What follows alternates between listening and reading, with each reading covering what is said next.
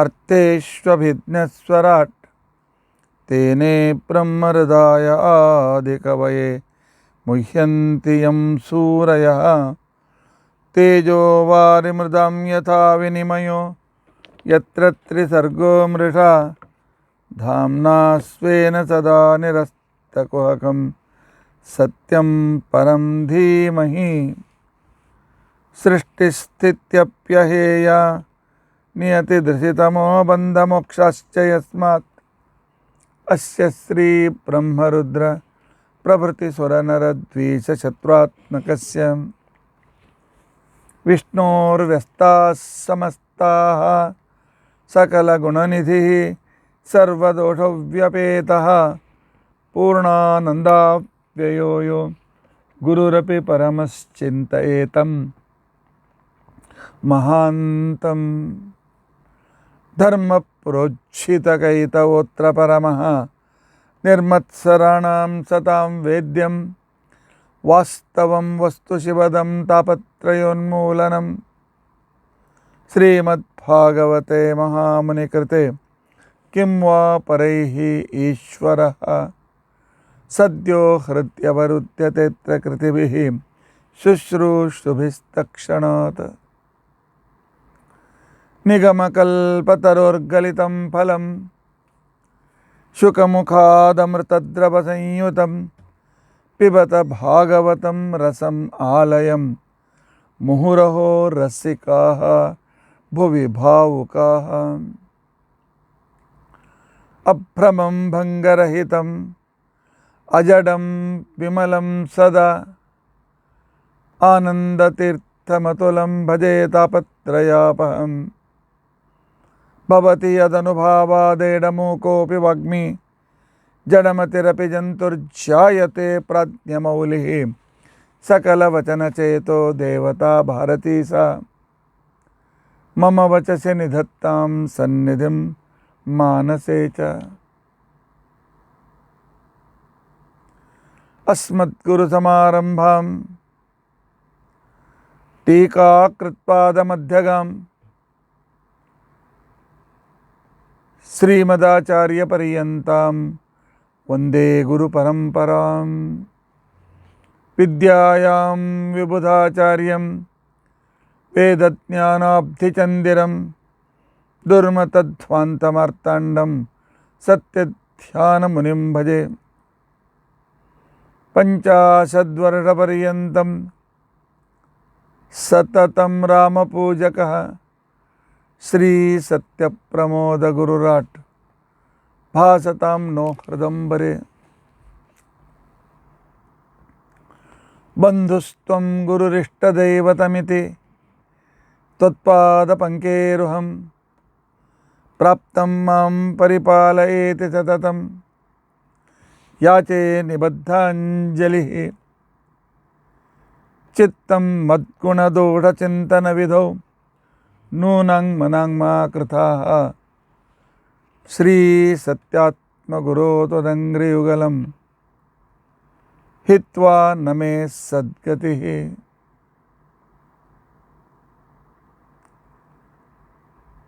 यैरहं शुकवत् सम्यक् शिक्षितोऽस्मि कृपालुभिः तान् वन्दे धेनुपाचार्यान् तत्त्वज्ञानार्थसिद्धये श्रीगुरुभ्यो नमः। हरिः ओम हरिः ओम हरिः ओम। स्वस्तिस्तु अषेढसङ्गलं सन्मङ्गलानि सन्तु। श्लोकैकश्रवणपठनमात्रेण वक्तुश्च श्रोतॄणां निखिलकलिकृतकल्मषापनोदनपुटतरे धर्माद्यखिलपुरुषार्थसाधनीभूते अद्य श्रीमद्भागवते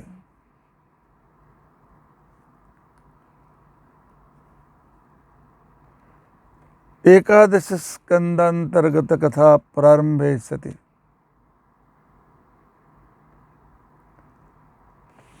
ಕಿಂಚಿತ್ ಪೂರ್ವಕಥಾನುವಾದ. ಹರಿ ಓಂ ಹರಿ ಓಂ ಹರಿ ಓಂ. ಹರೇ ರಾಮ ರಾಮ ರಾಮ ಹರೇ ಹರೇ, ಹರೇ ಕೃಷ್ಣ ಕೃಷ್ಣ ಕೃಷ್ಣ ಹರೇ ಹರೇ. ಹರೇ ರಾಮ ರಾಮ ರಾಮ ಹರೇ ಹರೇ, ಹರೇ ಕೃಷ್ಣ ಕೃಷ್ಣ ಕೃಷ್ಣ ಹರೇ ಹರೇ. ಹರೇ ರಾಮ ರಾಮ ರಾಮ ಹರೇ ಹರೇ, ಹರೇ ಕೃಷ್ಣ ಕೃಷ್ಣ ಕೃಷ್ಣ ಹರೇ ಹರೇ. ಹರೇ ರಾಮ ರಾಮ ರಾಮ ಹರೇ ಹರೇ, ಹರೇ ಕೃಷ್ಣ ಕೃಷ್ಣ ಕೃಷ್ಣ ಹರೇ ಹರೇ. ಹರೇ ರಾಮ ರಾಮ ರಾಮ ಹರೇ ಹರೇ, ಹರೇ ಕೃಷ್ಣ ಕೃಷ್ಣ ಕೃಷ್ಣ ಹರೇ ಹರೇ.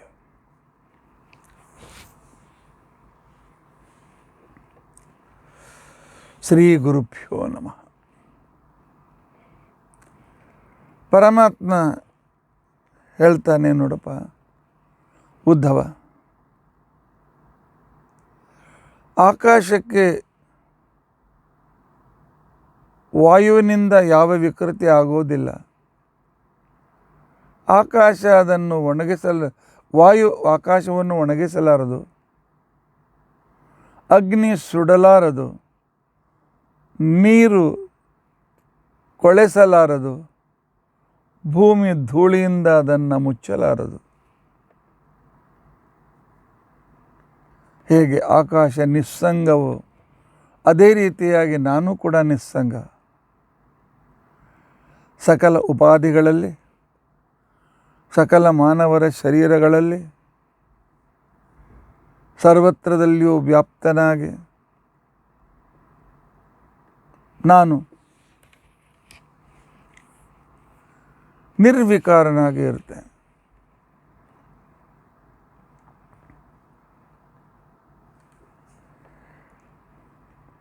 ಇವತ್ತು ನಮ್ಮ ಒಬ್ಬರು ಗೃಹಸ್ಥ ಶಿಷ್ಯರು, ಒಳ್ಳೆಯ ಅಭ್ಯಾಸಗಳು,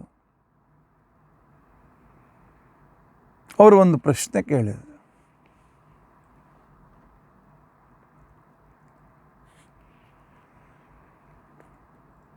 ಅತೀಂದ್ರಿಯವಾದ ಜಗತ್ತಿನ ವಿಷಯದಲ್ಲಿ ವಿಚಾರಗಳನ್ನು ಹೇಳುವಾಗ ಅವುಗಳನ್ನು ನಾವು ಗ್ರಹಿಸಲಿಕ್ಕೆ ಆಗೋದಿಲ್ಲ. ಸುಮ್ಮನೆ ಹೇಳಿದ್ದಾರೆ ಒಪ್ಪಬೇಕು.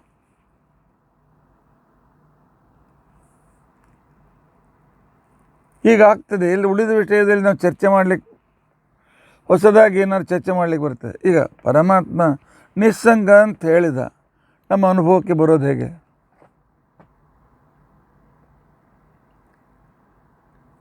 ಭಾಳ ನಿಜವಾದ ಭಾಳ ಒಳ್ಳೆಯ ಪ್ರಶ್ನೆ, ಶ್ರೇಷ್ಠ ಪ್ರಶ್ನೆ.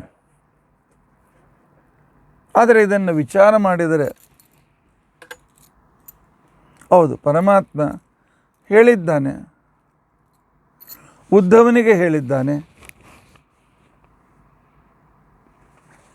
ಆ ಉದ್ಧವನಿಗೆ ಹೇಳ್ತಾನೆ, ನಾನು ಸಂಗರಹಿತ, ನಿಮ್ಮಲ್ಲಿ ಇದ್ದರೂ ನಿಮ್ಮ ವಿಕಾರಕ್ಕೆ ನಾನು ಒಳಗಾಗೋದಿಲ್ಲ ಅಂತ ತಿಳ್ಕೊಂಡಂತ ಹೇಳಿ.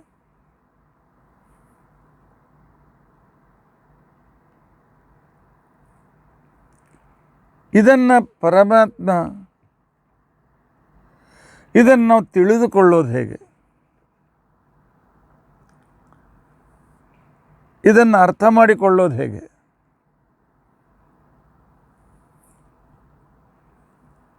ಅಂತ ಅಂದಿರ್ತಕ್ಕಂಥ ಸಂದರ್ಭದಲ್ಲಿ ಈ ಕೊಟ್ಟ ಉದಾಹರಣೆ ಇದಕ್ಕೆ ಅನುಭವ. ಜಗತ್ತಿನಲ್ಲಿ ಎಲ್ಲದರ ಮಧ್ಯದಲ್ಲಿಯೂ ಅದರ ವಿಕಾರಕ್ಕೆ ಒಳಗಾಗದೇ ಇರತಕ್ಕಂತಹ ಆಕಾಶ, ಆಕಾಶ ಅವಕಾಶ, ಉಪಾಧಿಗಳು ಬರ್ತವೆ ಹೋಗ್ತವೆ ಮತ್ತು ಆಕಾಶ ಸ್ವಚ್ಛವಾಗ್ತಾ ಹೋಗ್ತಾ ಇರ್ತದೆ.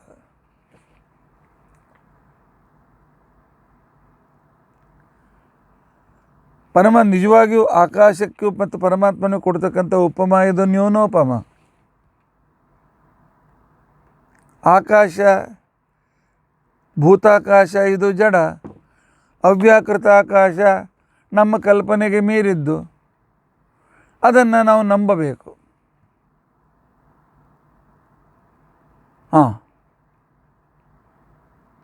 ಹೀಗೆ ಇರ್ತದೆ ಅಂತನ್ನೋದಕ್ಕೋಸ್ಕರ ಅರ್ಜುನನ ಅನುಭವನೇ ಇಲ್ಲಿ. ಅದಕ್ಕೆ ನಮ್ಮಲ್ಲಿ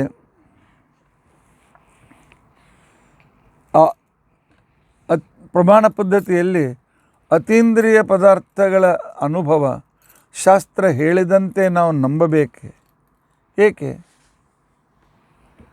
ಹೊಸದಾಗಿ ಇದ್ರ ಬಗ್ಗೆ ನಾವು ಸಂಶೋಧನೆ ಮಾಡಲಿಕ್ಕೆ ಆಗೋದಿಲ್ವೇ? ಅದಕ್ಕೋಸ್ಕರ ಅಲ್ಲಿ ಹೇಳ್ತಾರೆ, ಪ್ರತ್ಯಕ್ಷದಲ್ಲಿ ಆಚಾರ್ಯ ಟೀಕಾಕೃತ್ಪಾದರಂತಾರೆ, ಇದಕ್ಕೆ ಜ್ಞಾನಿ ಪ್ರತ್ಯಕ್ಷ, ಋಷಿ ಪ್ರತ್ಯಕ್ಷ ಅಂತ ತಿಳ್ಕೊಂಡಂತೇಳಿ ಅಂತಕ್ಕಂಥ ಒಂದು ಕ್ರಮ ಇದೆ. ಅದನ್ನು ಅವರು ಪರಂಪರೆಯಿಂದ ಹೇಳಿಕೊಂಡು ಬಂದಿದ್ದಾರೆ, ಅದನ್ನು ನಂಬಬೇಕು. ಇದಕ್ಕೆ ಅನೇಕ ಸಲ ಅನೇಕ ಕಡೆಯಲ್ಲಿ ಉತ್ತರ ಕೊಟ್ಟಿದ್ದಾರೆ. ಋಷಿ ಪರಂಪರೆ ಇರಬೇಕು, ಆಚಾರ್ಯ ಪರಂಪರೆ ಇರಬೇಕು. ಈಗ ವೇದಗಳು ಅಪೌರುಷೇಯ, ನಮ್ಮ ಕಲ್ಪನೆಗೆ ಮೀರಿದ್ದು. ರಚನೆ ಅಂದ ಮೇಲೆ ರಚನಾಕಾರ ಇರ್ತಾನೆ, ಆದರೆ ಹೆಜ್ಜೆ ಹೆಜ್ಜೆಗೂ ವೇದಗಳು, ಉಪನಿಷತ್ತುಗಳು, ಗ್ರಂಥಗಳು, ಪರಮಾತ್ಮ, ಅನೇಕ ಜ್ಞಾನಿಗಳು, ಋಷಿಗಳು ಹೇಳ್ತಾರೆ. ಅಂದರೆ ಅವರು ತಮ್ಮ ತಪಸ್ಸಿನಿಂದ ಅನುಭವ ಪಡೆದಿದ್ದಾರೆ, ಆದ್ದರಿಂದ ಹೇಳ್ತಾರೆ. ಆದ್ದರಿಂದಾಗಿ ನಾವು ಅತೀಂದ್ರಿಯ ವಿಷಯದಲ್ಲಿ ಇರ್ತಕ್ಕಂಥ ವಿಚಾರಗಳನ್ನು ಮತ್ತೆ ರಿನ್ಯೂ ಮಾಡಿ ಚೇಂಜ್ ಮಾಡ್ಬೋದಲ್ಲ, ಹೊಸದಾಗದಲ್ಲಿ ಏನಾದರೂ ಹೊಸ ವಿಷಯ ಸೇರಿಸ್ಬೋದಲ್ಲ? ಇಲ್ಲ. ಯಾಕೆ? ಇವು ನಿರ್ಣೀತ ವಿಷಯಗಳು. ಇಲ್ಲದೇ ಇದ್ದರೆ ನಾವು ಯಾಕೆ ನಂಬಬೇಕು ಅಂತನ್ನೋ ವಿಚಾರ ಬಂದಾಗ ಆ ಕಾಲಕ್ಕೆ ಆಚಾರ್ಯರು ಹೇಳಿಬಿಟ್ರು, ಸ್ವತಃ ಪ್ರಮಾಣ ಅಂತಿಕೊಂಡಂತೇನಿವೆ, ಈ ಸ್ವತಃ ಪ್ರಮಾಣವೇ ಇಲ್ಲಿ ಮುಖ್ಯವಾಗಿರ್ತಕ್ಕಂಥ ಕಾರಣ. ಇನ್ನು ಸ್ವತಃ ಪ್ರಮಾಣದ ಆ ಕೆಟಗರಿ ಅರ್ಥವಾಗಬೇಕಾಗಿದ್ದರೂ ಆಯಾ ವ್ಯಕ್ತಿಯ ಚಿಂತನೆ ಮೇಲೆ ಅವಲಂಬಿಸಿದೆ. ಋಗಾದಯಶ್ಚ ಚತ್ವಾರ ಪಂಚರಾತ್ರಂಚ ಭಾರತಂ ಮೂಲರಾಮಾಯಣಂ ಚೈತತ್ ಪ್ರಮಾಣತಮ ಮುಚ್ಯತೆ. ಸ್ವತಃ ಪ್ರಮಾಣ ಗ್ರಂಥಗಳು ಅಂತ ತಿಳ್ಕೊಂಡಂತೆ ಇವುಗಳ ಪ್ರಾಮಾಣ್ಯಕ್ಕೆ ಮತ್ತು ಪ್ರಶ್ನೆ ಲಾಜಿಕ್ಕಿನ ಪ್ರಕಾರ ಇದು ಅನವಸ್ಥ ಬರ್ತದೆ. ಆದ್ದರಿಂದಾಗಿ ಪರಮಾತ್ಮ ಹೇಳಿದ್ದಾನೆ, ನಾನು ನಿಸ್ಸಂಗ ಅಂತ ತಿಳ್ಕೊಂಡಂಥೇಳಿ ಉದ್ಧವ ಕೇಳ್ತಾ ಇದ್ದಾನೆ. ಭೂಮಿಯಲ್ಲಿ, ಆಕಾಶದಲ್ಲಿ, ವೈಕುಂಠದಲ್ಲಿ ಕುಳಿತು ಹೇಳಿದ್ದಲ್ಲ. ಬೃಹಸ್ಪತ್ಯಾಚಾರ ರೂಪದಲ್ಲಿದ್ದಾಗ ಪರಮಾತ್ಮ ಹೇಳಿದ್ದಲ್ಲ. ಉದ್ಧವ ಭೂಮಿಯಲ್ಲಿ ಒಬ್ಬ ಮನುಷ್ಯನಾಗಿ ಹುಟ್ಟಿದ್ದಾನೆ, ಪರಮಾತ್ಮ ಮನುಷ್ಯರ ಮಧ್ಯದಲ್ಲಿ ಬಂದಿದ್ದಾನೆ. ಪರಮಾತ್ಮ 16,108 ಜನ ಹೆಂಡತಿಯರ ಜೊತೆಯಲ್ಲಿ ಇದ್ದ, ನೋಡಿದವರು ಇದ್ದಾರೆ. ವೇದವ್ಯಾಸ ದೇವರು ರಿಟರ್ನ್ ಡಾಕ್ಯುಮೆಂಟ್ ಬರೆದಿಟ್ಟಿದ್ದಾರೆ. ನಮ್ಮ ಕಲ್ಪನೆಗೆ ಮೀರಿದ್ದು ಅಂತ ತಿಳ್ಕೊಂಡಂತಂದ್ರೆ ಹೇಗೆ? ಅಷ್ಟೇ ಸೃಷ್ಟಿಯ ಕ್ರಮದಲ್ಲಿಯೂ ಕೂಡ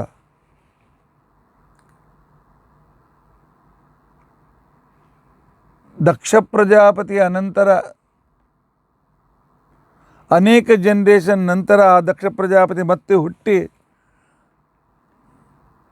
ಸ್ತ್ರೀ ಪುರುಷ ಸಂಬಂಧ ರೂಪವಾಗಿರತಕ್ಕಂಥ ಮೈಥುನ ಸೃಷ್ಟಿಯನ್ನು ಪ್ರಾರಂಭಿಸಿದ. ಅಲ್ಲಿವರೆಗೂ ಸ್ಪರ್ಶ ಸೃಷ್ಟಿ, ದೃಷ್ಟಿ ಸೃಷ್ಟಿ, ಆ ನಂತರ ಮಾನಸ ಸೃಷ್ಟಿ, ಇದೆಲ್ಲ ವಿಚಾರಗಳು ಪುರಾಣಗಳಲ್ಲಿ, ಆ ನಂತರ ಉಪನಿಷತ್ತುಗಳಲ್ಲಿ ಅಲ್ಲಿ ಇಲ್ಲಿ ಬಂದಿರತಕ್ಕಂಥ ವಿಚಾರಗಳು. ಆದ್ದರಿಂದಾಗಿ ಅವರು ಆಗಿನ ಕಾಲದ ಜನರೂ ಚಿಕಿತ್ಸಕರಿದ್ದರು.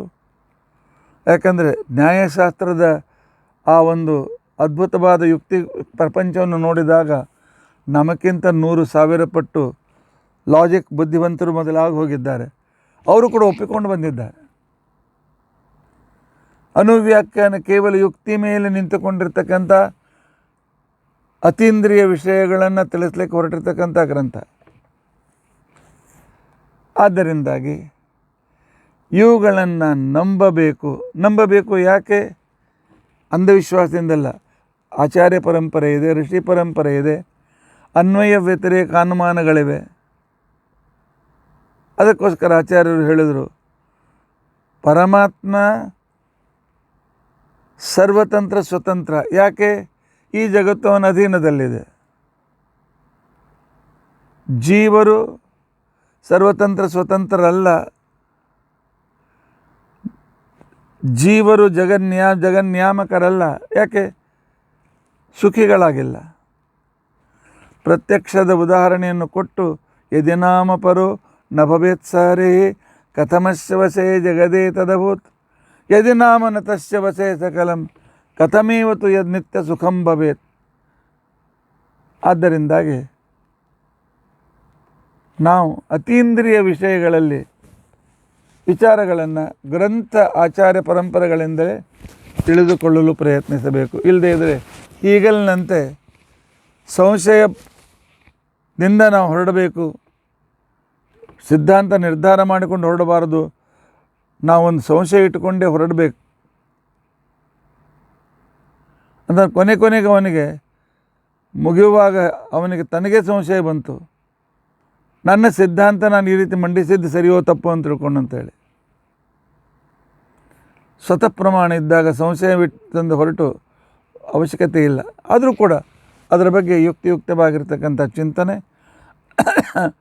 ಅದಕ್ಕೋಸ್ಕರ ಅದ್ಭುತವಾದ ಗ್ರಂಥ ಅನುವ್ಯಾಖ್ಯಾನ ಶ್ರೀಮನ್ಯಾಯಸುಧ. ಹೆಜ್ಜೆಗೂ ಯುಕ್ತಿಗಳ ಚಿಂತನೆ. ಯುಕ್ತಿ ಚಿಂತನೆಗೆ ವ್ಯಾಕರಣ, ನ್ಯಾಯ, ಮೀಮಾಂಸ, ವೇದಾಂತ ಗ್ರಂಥಗಳ ಆಧಾರದಲ್ಲಿ ಎಷ್ಟು ವಿಶಾಲ ಪ್ರಪಂಚ ಇದೆ. ಅದರಿಂದ ನಾವು ಒಪ್ಪಲೇಬೇಕಾಗ್ತದೆ. ಪರಮಾತ್ಮ ಹೇಳ್ತಾನೆ, ನಾನು ನಿಸ್ಸಂಗ. ನೀವು ಕೂಡ ಜೀವರು ನಿಸ್ಸಂಗರು. ಎಲೆ ಉದ್ಧವ, ಜೀವ ಮೂಲತಃ ಜ್ಞಾನಾನಂದಮಯ. ಯಾಕೆ ಜ್ಞಾನಾನಂದಮಯ? ಇದು ಅತೀಂದ್ರಿಯ ವಿಷಯ ಅಲ್ಲ. ಯಾಕೆಂತ ತಿಳ್ಕೊಂಡಂತಾರೆ, ಸುಷುಪ್ತಿಯ ನಂತರ ಬರುವ ಏತಾವಂತಂ ಕಾಲಂ ಅಹಂ ಸುಖಂ ಅಸ್ವಾಪ್ಸಂ. ಇಲ್ಲಿಯವರೆಗೂ ನಾನು ಸುಖದಿಂದ ಮಲಗಿಕೊಂಡೆ ಅಂತನ್ನೋ ಅನುಭವ ಏನಿದೆ, ಆವಾಗ ಬುದ್ಧಿ, ಮನಸ್ಸು, ಇಂದ್ರಿಯಗಳು ಎಲ್ಲವೂ ವಿರತವಾಗಿರ್ತದೆ. ಹಾಗಾದರೆ ಅಲ್ಲಿ ಅನುಭವ ಬರೋದು ಇಂದ್ರಿಯಗಳ ಮುಖಾಂತರ, ವಿಷಯೇಂದ್ರಿಯ ಸನ್ನಿಕರ್ಷದ ಮುಖಾಂತರ ಅನುಭವ ಬರ್ತದೆ. ಅಲ್ಲಿ ವಿಷಯೇಂದ್ರಿಯ ಸನ್ನಿಕರ್ಷವೇ ಇಲ್ಲ. ಆದರೆ ಅನುಭವದ ನೆನಪು ಇದೆ ಅತೀಂದ್ರಿಯದ ವಿಷಯದಲ್ಲಿ. ಇದನ್ನೇ ಸಾಕಷ್ಟು ಯುಕ್ತಿಯಿಂದ ವಿಚಾರ ಮಾಡಲಿಕ್ಕೆ ಬರ್ತದೆ. ತಥಾಪಿ ಸಂಘ ಪರಿವರ್ಜನೀಯ.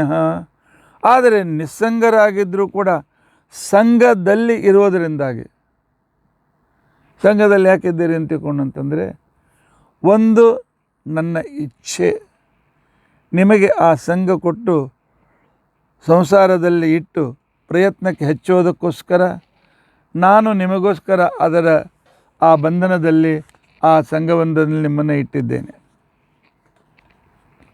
ಈ ಸಂಘಕ್ಕೆ ಕಾರಣ ಅಂತ ತಿಳ್ಕೊಂಡಂತಂದರೆ ರಜೋಗುಣ.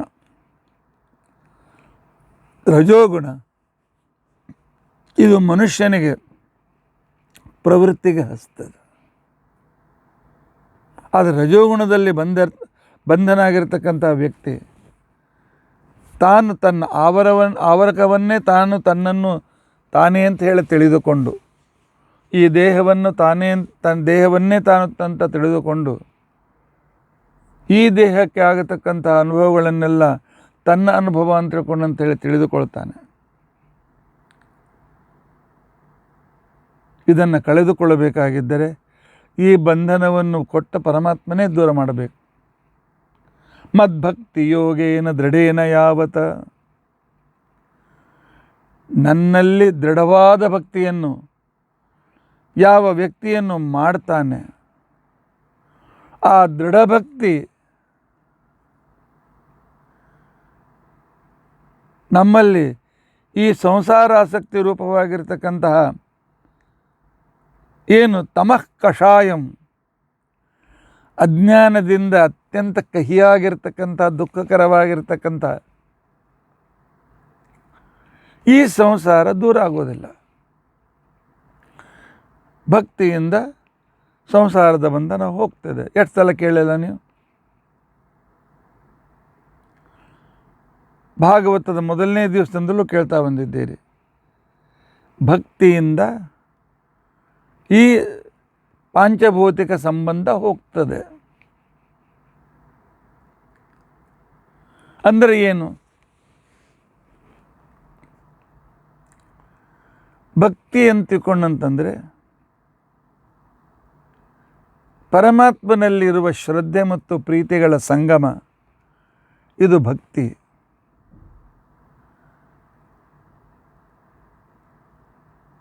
ನಾನು ಮೊದಲು ನಿರ್ಧಾರ ಮಾಡಬೇಕು.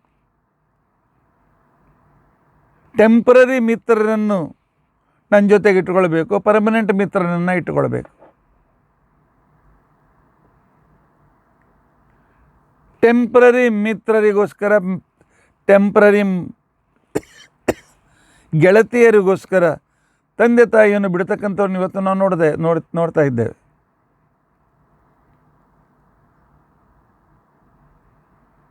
ಅವ್ರಿಗಿಂತಲೂ ಹೆಚ್ಚು ಪರ್ಮನೆಂಟ್ ಇದ್ದವರು ತಂದೆ ತಾಯಿಗಳು, ಅವ್ರಿಗಿಂತ ಹೆಚ್ಚು ಪರ್ಮನೆಂಟ್ ಇದ್ದವರು ನಮ್ಮ ತತ್ವಾಭಿಮಾನಿ ದೇವತೆಗಳು. ಹೆಂಡತಿ, ಮಕ್ಕಳು, ಬಂಧು ಬಾಂಧವರು, ತಂದೆ ತಾಯಿಗಳು ಬಿಟ್ಟರು ನಮ್ಮ ಶರೀರ ಉಳಿತದೆ. ಅದಕ್ಕಿಂತಲೂ ಹೆಚ್ಚು ಪರ್ಮನೆಂಟ್ ಇರ್ತಕ್ಕಂಥವರು ಆ ಇಂದ್ರಿಯಾಭಿಮಾನಿ ದೇವತೆಗಳು. ಅವರಿಗಿಂತ ಹೆಚ್ಚು ಪರ್ಮನೆಂಟ್ ಅವರಿಗೆ ಆಶ್ರಯನಾದ ವಾಯುದೇವರು. ಆದರೆ ಯಾವಾಗಲೂ ಪರ್ಮನೆಂಟ್ ಪರಮಾತ್ಮ ಒಬ್ಬನೇ. ಹೇಳಿ, ಇದನ್ನು ವಿಚಾರ ಮಾಡಿ ಒಂದು ಕನ್ಸೆಪ್ಟಿಗೆ ಬರಲಿಕ್ಕೆ ಆಗ್ತಾ ಇಲ್ಲೋ? ಪರಮಾತ್ಮನನ್ನು ನಾನು ಪ್ರೀತಿಸ್ತಾ ಹೋದಂತೆ ಪರಮಾತ್ಮ ಪ್ರೀತಿ ಮಾಡ್ತೀನಿ, ಪರಮಾತ್ಮ ಪ್ರೀತಿ ಮಾಡ್ತೀನಿ ಅಂತಲ್ಲ. ಪರಮಾತ್ಮನ ಹೇಳಿದಂತೆ ವರ್ಣಾಶ್ರಮೋಚಿತವಾಗಿರ್ತಕ್ಕಂಥ ಧರ್ಮಗಳನ್ನು ಆಚರಣೆ ಮಾಡ್ತಾ ಇದ್ದರೆ ಅಂತಃಕರಣ ಶುದ್ಧಿ ಆಗ್ತದೆ. ಅಂತಃಕರಣ ಶುದ್ಧಿಯಾದಾಗ ಆಗ ಆ ನಿತ್ಯ ವಸ್ತುವನ್ನು ಪಡೆಯಬೇಕು ಅಂತ ಹೇಳಿ ನಮ್ಮ ಹಂಬಲ ಹೆಚ್ಚಾದಾಗ ಈ ಅನಿತ್ಯ ವಸ್ತುಗಳು ನಮಗೆ ಬೇಡ ಆಗ್ತದೆ. ಅನಿತ್ಯ ವಸ್ತುಗಳ ಸುಖ ಅದು ಕ್ಷಣಿಕ ಅಂತಿಕೊಂಡಂತ ಅನುಭವಕ್ಕೆ ಬರ್ತದೆ. ಅವುಗಳನ್ನು ಇಗ್ನೋರ್ ಮಾಡಿದಂತೆ ತಾನಾಗಿ ಬಿಟ್ಟು ಹೋಗ್ತಾರೆ. ಕೊನೆಗೆ ಪರಮಾತ್ಮ ತನ್ನ ರೂಪವನ್ನು ತೋರಿಸಿ ಇದ್ದ ಈ ಲಿಂಗ ಶರೀರದ ಸಂಬಂಧವನ್ನು ಕೂಡ ತೆಗೆದುಹಾಕಿಬಿಡ್ತಾನೆ. ಮದ್ಭಕ್ತಿ ಯೋಗೇನ ದೃಢೇನ ಯಾವತ ರಜೋ ನಿರಸ್ಸೇತ ತಮಃ ಕಷಾಯಂ. ಇದೊಂದು ಭಕ್ತಿಯೋಗದಿಂದ ತಮಃ ಕಷಾಯಂ ರಜಃ ಅಂದರೆ ರಜೋಗುಣದಿಂದ ಬಂದಿರತಕ್ಕಂತಹ ಏನು ಈ ಸಂಘ ದೋಷ ಅಂತ ತಿಳ್ಕೊಂಡಂತೇನಿದೆ, ಈ ಸಂಘದಲ್ಲಿರ್ತಕ್ಕಂಥ ಆಕರ್ಷಣೆ ಅಂತ ತಿಳ್ಕೊಂಡಂತೇನಿದೆ, ಹೊರಟೋಗ್ತದೆ.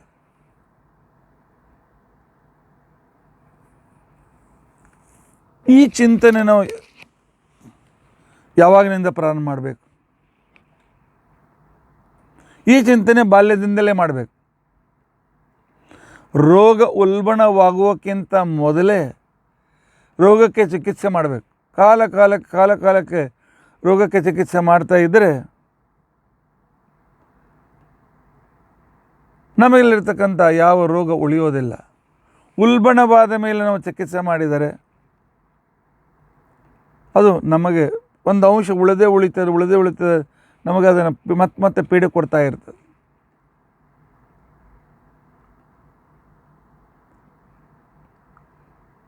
ಕ್ಯಾನ್ಸರ್, ಆ ಏನು ಕ್ಯಾನ್ಸರ್ಗೆ ಕಾರಣೀಭೂತವಾಗಿರ್ತಕ್ಕಂಥ ವೈರಸ್ ಇವೆ, ಅವುಗಳನ್ನು ಸುಟ್ಟರು ಮತ್ತೆ ಪುನಃ ಎಲ್ಲೋ ಒಂದೆರಡು ಉಳಿದಿರ್ತದೆ, ಅದು ಮತ್ತೆ ಬೆಳೀತದೆ. ಕ್ಯಾನ್ಸರ್ ಆಗದಂತೆ ನೋಡಿಕೊಂಡ್ರೆ. ಅದಕ್ಕೋಸ್ಕರ ಪರಮಾತ್ಮ ಅಂತಾನೆ, ಯಥಾ ಮಯೋ ಸಾಧು ಚಿಕಿತ್ಸಿತೋ ನೃಣಾಂ, ಯಥಃ ಆಮಯ ರೋಗ ಸಾಧು ಅಚಿಕಿತ್ಸಿತೋ ನೃಣಾಂ, ಸರಿಯಾಗಿ ಚಿಕಿತ್ಸೆ ಮಾಡದೇ ಇದ್ದರೆ, ಅಂದರೆ ಅತೀಂದ್ರಿಯ ವಿಚಾರಗಳನ್ನು ತಿಳಿದುಕೊಳ್ಳುವುದಕ್ಕೋಸ್ಕರ ಪರಮಾತ್ಮ ಇಂದ್ರಿಯ ಗಮ್ಯವಾಗಿರ್ತಕ್ಕಂಥ ಉದಾಹರಣೆಗಳನ್ನು ಕೊಡ್ತಾನೆ. ಆದರೆ ನೋದಾಹರಣೆ ಸರ್ವಸಾಮ್ಯಂ ನೆನಪಿನಲ್ಲಿಟ್ಟುಕೊಳ್ಳಬೇಕು. ಮತ್ತೆ ಪುನಃ ಅದು ಬೆಳೀತದೆ. ನೋವಾಗಿದೆ, ಆನಂತರ ನಾವು ನೋವು ನಿವಾರಕ ಗುಳಿಗೆಗಳನ್ನು ತೆಗೆದುಕೊಂಡಿದ್ದೇನೆ, ಪೇನ್ ಕಿಲ್ಲರ್ ಗುಳಿಗೆ ತೆಗೆದುಕೊಂಡೆ, ಪೇನ್ದ ಅನುಭವ ಆಗಲಿಲ್ಲ, ಪೇನ್ ಇತ್ತು ಅನುಭವ ಆಗಲಿಲ್ಲ, ಮತ್ತೆ ಪುನಃ ಅದರ ಆ ಪ್ರಭಾವ ಹೊರಟು ಹೋಯಿತು, ಮತ್ತೆ ನೋವು ಪ್ರಾರಂಭ ಆಗ್ತದೆ. ಅದೇ ರೀತಿಯಾಗಿ ಈ ಮನಸ್ಸು ಮತ್ತು ಬುದ್ಧಿ ಅಂತಿಕೊಂಡಂತೇನಿದೆ, ನಮ್ಮಲ್ಲಿ ಮನಸ್ಸು ಅಂದರೆ ಬುದ್ಧಿ ತೆಗೆದುಕೊಳ್ಬೇಕು, ಬುದ್ಧಿ ಅಂದರೆ ಮನಸ್ಸು ಅಂತ ತೆಗೆದುಕೊಳ್ಬೇಕು. ಆಧುನಿಕ ಮನಸ್ಶಾಸ್ತ್ರದಲ್ಲಿ ಮನಸ್ಸು ಬುದ್ಧಿ ಬೇರೆ ಬೇರೆ. ಆದರೆ ನಮ್ಮ ಮನಸ್ಶಾಸ್ತ್ರದಲ್ಲಿ ಮನಸ್ಸಿನ ಒಂದು ಸುವಿಕಸಿತವಾಗಿರ್ತಕ್ಕಂಥ ಭಾಗವೇ ಬುದ್ಧಿ. ಮನಸ್ಸಿನ ಒಂದು ವಿಕಸಿತ ಭಾಗ, ಗ್ರಹಣ ಮಾಡಿದ್ದನ್ನು ವಿವೇಕ ಮಾಡ್ತಕ್ಕಂಥ ಭಾಗ ಅಂತೇನಿದೆ ಅದೇ ಬುದ್ಧಿ. ಆದ್ದರಿಂದಾಗಿ ಮನೋ ಪಕ್ಷ ಕಷಾಯ ಕರ್ಮ, ಕರ್ಮಗಳ ಫಲದಲ್ಲಿ ಆಶೆಯನ್ನು ಇಟ್ಟುಕೊಂಡು ನಾವು ಕರ್ಮಗಳನ್ನು ಮಾಡ್ತಾ ಇದ್ದರೆ ಅದು ನಮಗೆ ದುಃಖದಾಯಕವಾಗ್ತದೆ. ಈಗ ಉದಾಹರಣೆ,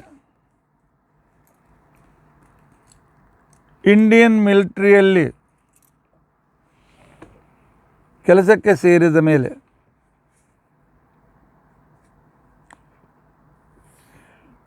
ಹದಿನೈದು ವರ್ಷ ಕೆಲಸ ಮಾಡಿದರೆ ಸಾಕು, ಕೊನೆಯವರೆಗೂ ಪೆನ್ಷನ್ ಸಿಗ್ತದೆ.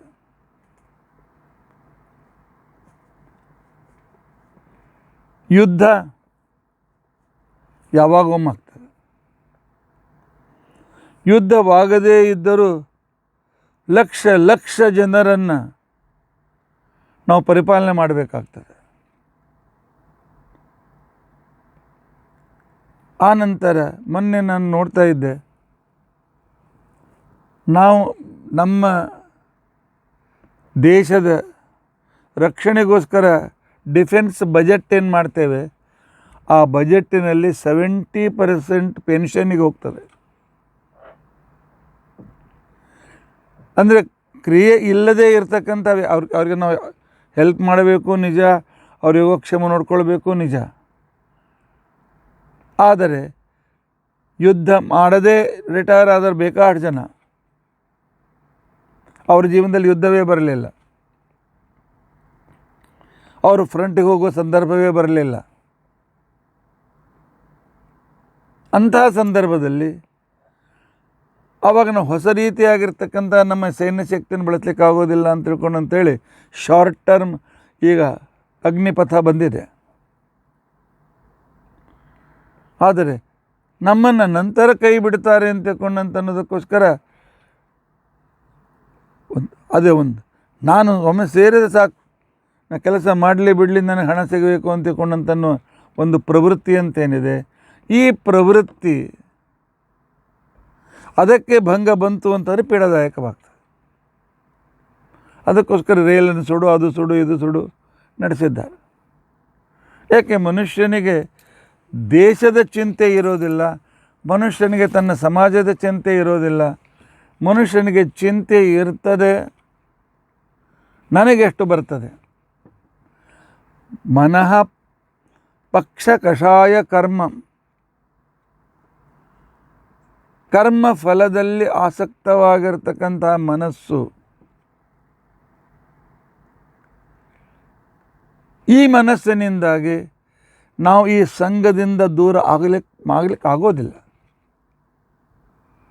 ಫಲದ ಬಯಕೆ ಇಟ್ಟಾಗ ಸಂಘದಿಂದ ನಾವು ದೂರ ಆಗಲಿಕ್ಕೆ ಆಗೋದಿಲ್ಲ. ಪರಮಾತ್ಮ ಬಹಳ ಮಹತ್ವಪೂರ್ಣ ವಿಚಾರವನ್ನು ಹೇಳ್ತಾ ಇದ್ದಾನೆ.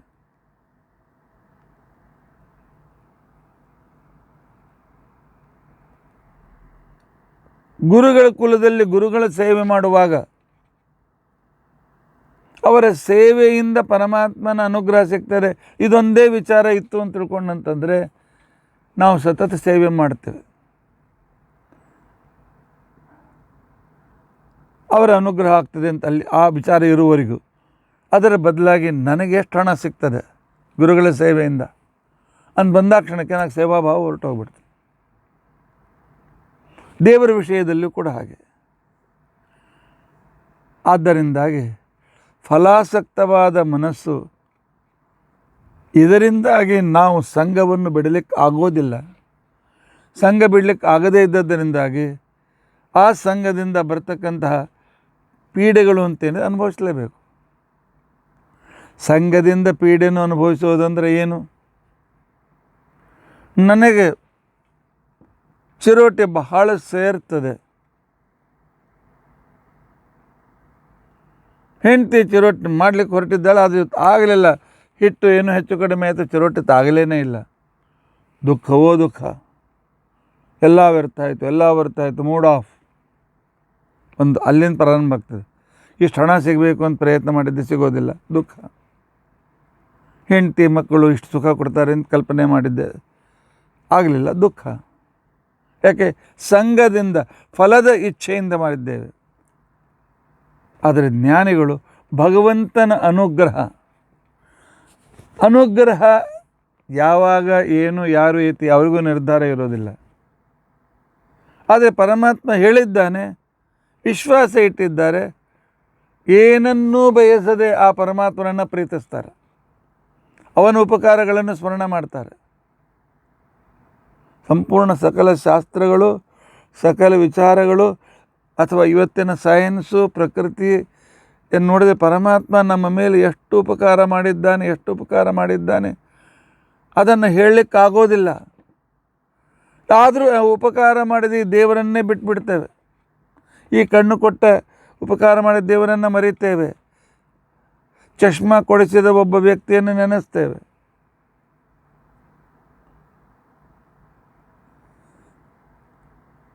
ಈ ಸ್ಪರ್ಶದಿಂದ ಬಿಸಿಯೋ ತಣ್ಣಗೋ ಜ್ಞಾನ ಕೊಟ್ಟ ಸ್ಪರ್ಶೇಂದ್ರಿಯ ಕೊಟ್ಟ ದೇವರನ್ನು ಮರಿತೇವೆ, ಮೆತ್ತಗಿನ ಹಾಸಿಗೆಯನ್ನು ಪ್ರೀತಿಸ್ತೇವೆ. ಇದೇ ಸಂಘ. ಯಥಾ ಮಯೋ ಸಾಧ್ವಚಿಕಿತ್ಸಿತೋ ನೃಣಾಂ ಪುನಃ ಪುನಃ ಸಂದದುತಿ ಪ್ರರೋಹನ್ ಏವಂ ಮನೋಪಕ್ಷ ಕಷಾಯ ಕರ್ಮ ಕುಯೋಗಿನಂ ವಿದ್ಯತಿ ಸರ್ವಸಂಗಂ. ನೀವೇ ಸ್ವಂತ ವಿಚಾರ ಮಾಡಿ. ಭಾಗವತ ಕೇಳ್ತಕ್ಕಂಥ ನೀವು ಒಂದು ಕೂತ್ಕೊಂಡು ವಿಚಾರ ಮಾಡಿ. ನೀವು ನಿಮ್ಮ ತಂದೆಯಿಂದ ಏನನ್ನು ಬಯಸಿದ್ದಿರಿ? ಯಾಕೆ ತಂದೆ ಈಗ ಭಾಗವತ ಕೇಳೋಕ್ಕೆ ಸಣ್ಣ ಹುಡುಗಿದ್ರೆ ಬಯಸ್ತೀರಿ, ವಯಸ್ಸಾಗಿದ್ದರೆ ಬಯಸಿದ್ರಿ, ಎಷ್ಟು ಸಿಕ್ತು? ಎಷ್ಟು ಸಲ ಅವರಿಂದ ಬರಲಿಲ್ಲ ಅಂಥೇಳಿ ದುಃಖಪಟ್ಟಿಲ್ಲ? ಆಸ್ತಿಯಲ್ಲಿ ನನಗಿಷ್ಟು ಪಾಲು ಬರಲಿಲ್ಲ ಅಂಥೇಳಿ ದುಃಖಪಟ್ಟಿಲ್ಲ ಹೇಳಿ? ಅವರು ಬೆಳೆಸಿ ದೊಡ್ಡವರನ್ನಾಗೆ ಮಾಡಿ ನಮ್ಮ ಕಾಲ ಮೇಲೆ ನಿಲ್ಲಿಸಿ ನಮಗೆ ಒಳ್ಳೆಯ ಸಂಬಳ ಬರುವಂಥವರಿಗೂ ಸಹಾಯ ಮಾಡಿದ್ದು ಮರೆತು ಬಿಡ್ತೇವೆ. ಯಾಕೆ? ನಮ್ಮದು ಫಲದ ಕಡೆಗೆ ಲಕ್ಷ್ಯ ಇದೆ. ಆದರೆ ಆಸ್ತಿ ಕೊಡುವಾಗ ನನಗೆ ಕಡಿಮೆ ಕೊಟ್ಟ, ಅವನಿಗೇನು ಹೆಚ್ಚು ಕೊಟ್ಟ ಅಂತ ತಿಳ್ಕೊಂಡಂತೇಳಿ ಆ ಅಪ್ಪನನ್ನು ಅಮ್ಮನನ್ನು ದ್ವೇಷ ಮಾಡ್ತೇವೆ. ಜನ್ಮ ಕೊಟ್ಟಿದ್ದಾರೆ ಅನ್ನೋದು ಮರೆತು ಬಿಡ್ತೇವೆ. ಅವ್ರು ನಮಗೆ ಹೆಲ್ಪ್ ಮಾಡಲಿಲ್ಲ ಅಂತ ತಿಳ್ಕೊಂಡಂತ ಅನ್ನೋದನ್ನು ನೆನಪಿನ ಇಟ್ಕೊಳ್ತೇವೆ. ಯಾಕೆ? ನಾವು ಫಲದ ಕಡೆಗೆ ಲಕ್ಷ್ಯ ಇಟ್ಟವರು. ನಾವು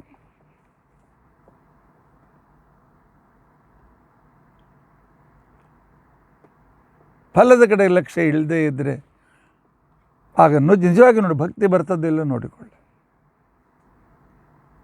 ಆದ್ದರಿಂದಾಗಿ ಭಕ್ತಿ ಪರಮಾತ್ಮನಲ್ಲಿ ನಿರುಪರಿಚರಿತವಾಗಿರತಕ್ಕಂತಹ ನಿರುಪಾಧಿಯಾಗಿರ್ತಕ್ಕಂಥ ಏನು ಬಯಕೆ ಇಲ್ಲದೆ ಉಪಕಾರ ಮಾಡಿದ ವ್ಯಕ್ತಿ ಅವನಿಗೆ ಕೃತಜ್ಞತೆಯನ್ನು ಅರ್ಪಿಸುವುದು, ಅವನ ಆಜ್ಞೆ ಪರಿಪಾಲಿಸುವುದು ನನ್ನ ಜೀವನದ ಪರಮ ಕರ್ತವ್ಯ ಅಂತ ತಿಳ್ಕೊಂಡಂತೇಳಿ ಅನ್ನುವ ರೀತಿಯಿಂದ ಮಾಡಿ ನೋಡಿ. ಆಗ ನಿಮಗೆ ಅವರಿಂದ ಲಾಭ ಸಿಗಲಿ ಬಿಡಲಿ, ಮತ್ತೊಂದಾಗಲಿ ಮನೋದಾಗಲಿ ಏನು ದುಃಖ ಆಗೋದು. ದಿನನಿತ್ಯದ ಅನುಭವ ಇದು.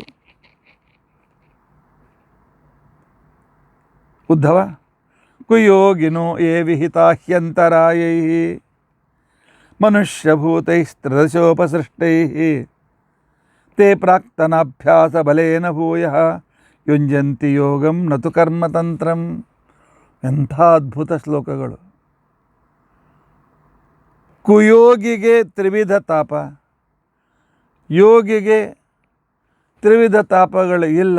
ಭಕ್ತಿ ಏನಪ್ಪ ಕುಯೋಗಿಗೆ ತ್ರಿವಿಧ ತಾಪ, ನಿಜವಾದ ಯೋಗಿಗೆ ಇಲ್ಲ. ಅದು ಹೇಗೆ? ಹಾಗೆ ಇದೆ. ನಮಗೆ ತ್ರಿವಿಧವಾದ ತಾಪಗಳಿವೆ. ಆದಿದೈವಿಕ ತಾಪಗಳು, ದೇವತಾ ಗ್ರಹಗಳು, ಆನಂತರ ದೇವತೆಗಳ ವಿಷಯದಲ್ಲಿ ನಮ್ಮಿಂದ ಆಗಿರ್ತಕ್ಕಂಥ ಅಪರಾಧಗಳು, ಅದರಿಂದ ಬಂದಿರತಕ್ಕಂಥ ನಮ್ಮ ಜೀವನದಲ್ಲಿರ್ತಕ್ಕಂಥ ದುಃಖಗಳು, ಇದು ಆದುದೈವಿಕ ತಾಪ ಅಂತ ತಿಳ್ಕೊಂಡು ಅನ್ಸ್ಕೊಳ್ತವೆ. ಹಿಂದಿನ ಜನ್ಮದ ಪಾಪಕರ್ಮ ಇತ್ಯಾದಿಗಳಿಂದ ಬಂದದ್ದು. ಆನಂತರ ಆದಿ ಭೌತಿಕ ತಾಪ, ಮಹಾಪೂರ, ಸುನಾಮಿ, ಕೊರೋನಾ ಇತ್ಯಾದಿಗಳು. ಇನ್ನು ಆಧ್ಯಾತ್ಮಿಕವಾಗಿರ್ತಕ್ಕಂಥ ತಾಪಗಳು ನಮ್ಮ ಮನಸ್ಸಿಗಿನಂತೆ ಯಾರು ವ್ಯವಹರಿಸೋದಿಲ್ಲ ಅವರ ಬಗ್ಗೆ ಇರತಕ್ಕಂಥ ಭಾವನೆಯಿಂದ ಬರ್ತಕ್ಕಂಥ ತಾಪಗಳು. ಈ ಮೂರೂ ತರಹದ ತಾಪಗಳು ಕುಯೋಗಿಗಳಿಗೆ ಪೀಡಾಕರವಾಗ್ತವೆ.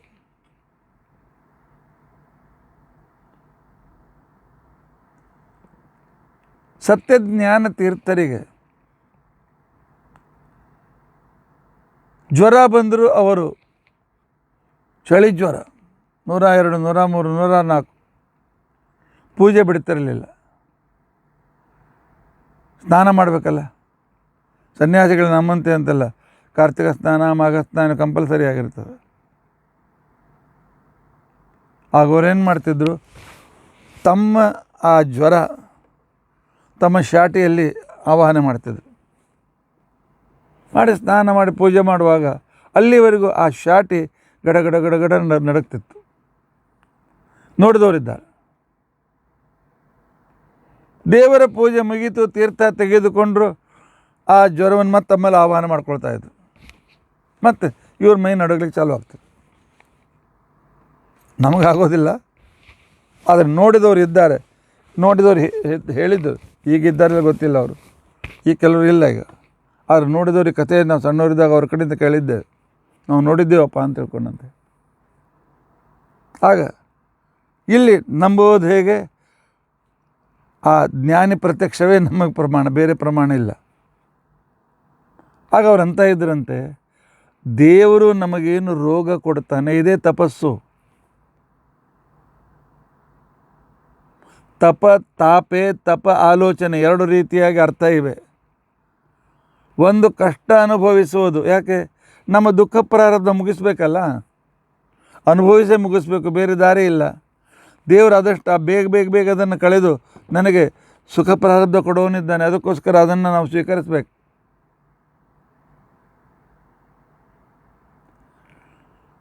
ಅದಕ್ಕೋಸ್ಕರವೇ ನಿಜವಾದ ವೈದ್ಯರು ಹೇಳ್ತಾರೆ, ಬಂದಿರತಕ್ಕಂಥ ಜ್ವರ ಏನಾದರೂ 3 ದಿವಸ ಹೋಗೋದಿಲ್ಲ, ಬರ್ತದೆ ಹೋಗ್ತದೆ. ಸುಮ್ಮನೆ ಪಿಲ್ಸ್ ತೊಗೊಂಡ ಆ ಕ್ಷಣಕ್ಕೇನೆ 2 3 ಪಿಲ್ಸ್ ಜ್ವರ ಇಳೀಲಿ ಅಂತೇಳಿ ಇಳಿತದೆ, ಮತ್ತೆ ಬರ್ತದೆ. ಆದರೆ ನಿಶ್ಶಕ್ತ ಆ ಪಿಲ್ಸ್ನಿಂದ ಕಿಡ್ನಿ ಮೇಲೆ ಪರಿಣಾಮ ಆಗ್ತದೆ, ಲಿವರ್ ಮೇಲೆ ಪರಿಣಾಮ ಆಗ್ತದೆ. ಅದರ ಬದಲಾಗಿ ಎಷ್ಟು ಬೇಕೋ ಸೈಡ್ ಎಫೆಕ್ಟ್ ಆಗದಂತೆ ತೆಗೆದುಕೊಂಡು ಅದನ್ನು ಅನುಭವಿಸಿ ತೆಗೆದುಕೊಂಡ್ರೆ ಇಮ್ಯುನಿಟಿ ಬರ್ತದೆ. ಆದರೆ ನಮಗೆ ಸಹನೆ ಆಗೋದಿಲ್ಲ. ನಮ್ಮ ಮನಸ್ಸಿನ ವಿರುದ್ಧ ಸ್ವಲ್ಪ ಆದರೂ ಸಹನೆ ಆಗೋದಿಲ್ಲ. ಅಯ್ಯೋ ಮಳೆ ಭಾಳ ಬೀಳ್ತಾ ಇದೆ ಅಂತ ದುಃಖ ಪಡೋರಿದ್ದಾರೆ, ಚಳಿ ಭಾಳ ಆಗಿದೆ ಅಂತ ದುಃಖ ಪಡೋರಿದ್ದಾರೆ. ಈ ಬಿಸಿಲು ಒದ್ದಾಡ್ತೀವಪ್ಪ ಅಂತ ತಿಳ್ಕೊಂಡು ಅಂಥೇಳಿ, ಇನ್ನು ನೀವು ಒದ್ದಾಡ್ತೀವಿ ಬಂತಕೊಂಡು ಬಿಸಿಲು ಹೋಗ್ತದೆ, ಅನುಭವಿಸಲೇಬೇಕು. ಫಲಕ್ಕೆ ಇಚ್ಛೆ ಇರ್ತಕ್ಕಂಥ ವ್ಯಕ್ತಿಗಳು ದುಃಖ ಪಡ್ತಾರೆ.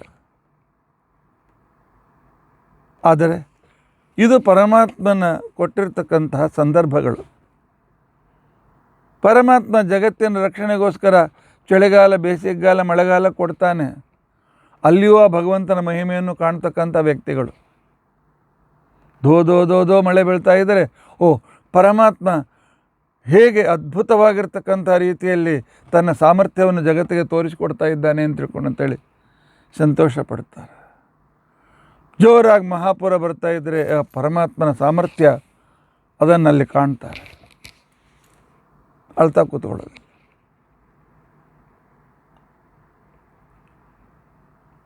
ಆ ನಂತರ ಆದಿ ಭೌತಿಕ, ಆದಿ ದೈವಿಕ ತಾಪಗಳು ಬಂದಾಗ, ಹಿಂದಿನ ಜನ್ಮದ ಕರ್ಮದಿಂದ ಬಂದಿರತಕ್ಕಂಥ ಅನಾನುಕೂಲತೆಗಳನ್ನು ಅದನ್ನು ಸಹರ್ಷದಿಂದ ಸ್ವೀಕಾರ ಮಾಡ್ತಾರೆ.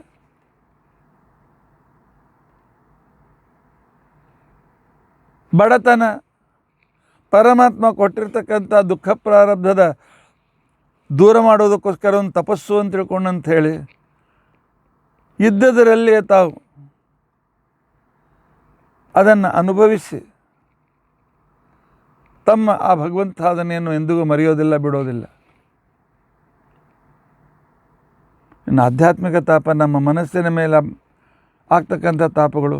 ಅವ್ರು ತ್ರಾಸು ಕೊಡ್ತಾರೆ, ಇವ್ರು ತ್ರಾಸು ಕೊಡ್ತಾರೆ, ಅವ್ರು ಹೀಗಂದರು, ಅವ್ರು ಹಾಗಂದ್ರು, ಇಲ್ಲಿ ಕೂಡಂತಂದರು, ಇಲ್ಲಿ ನಿಂದರು ಅಂತಂದರು, ಅವ್ರು ಅಲ್ಲಿಂದ ನನಗೆ ಯಾಕೆ ಕೆಪ್ಸಿದ್ರು, ಇಲ್ಲಿಂದ ಇಲ್ಲೇ ಕೂಡು ಅಂತ ಯಾಕಂತಂದರು, ಮುಂದೆ ಬರಬೇಡ ಅಂತ ಯಾಕಂತಂದರು.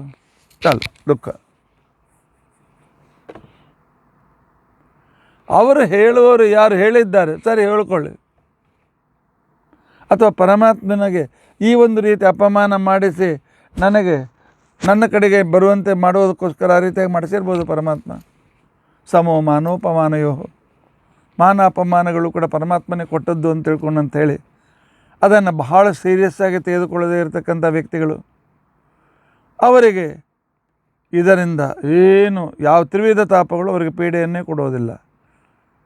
ಮನುಷ್ಯ ಭೂತೈರ್ ತ್ರಿದಶೋಪಸೃಷ್ಟೈ, ಮನುಷ್ಯರಿಂದ ಬಂದ, ದೇವತೆಗಳಿಂದ ಪಂಚಮಹಾಭೂತಗಳಿಂದ ಬಂದ, ದೇವತೆಗಳಿಂದ ಮನುಷ್ಯ ಪ್ರಕೃತಿ ಮತ್ತು ದೇವತೆಗಳಿಂದ ಬಂದಿರತಕ್ಕಂತಹ ತ್ರಿವಿಧ ತಾಪಗಳು ಅಂತ ತಿಳ್ಕೊಂಡಂತೇನಿದೆ.